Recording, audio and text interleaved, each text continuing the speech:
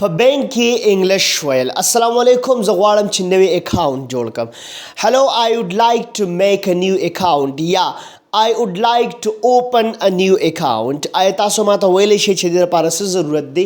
Can you tell me that what are the requirements for it?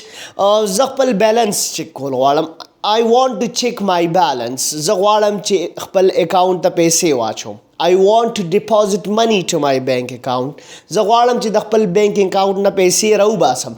I want to withdraw money from my bank account. ما نه خپل ATM card ورک شو. I lost my ATM card.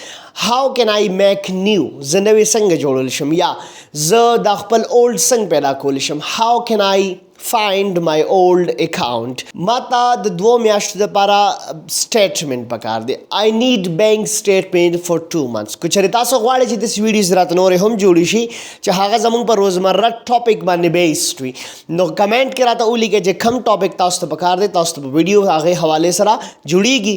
او زده کړه کوئ، کمنټ کې اپریشیشن کوئ، لایک بټن وهئ، سیو کوئ ویډیو ځان سره، او نورو دپاره یې ریپوسټ هم وهئ.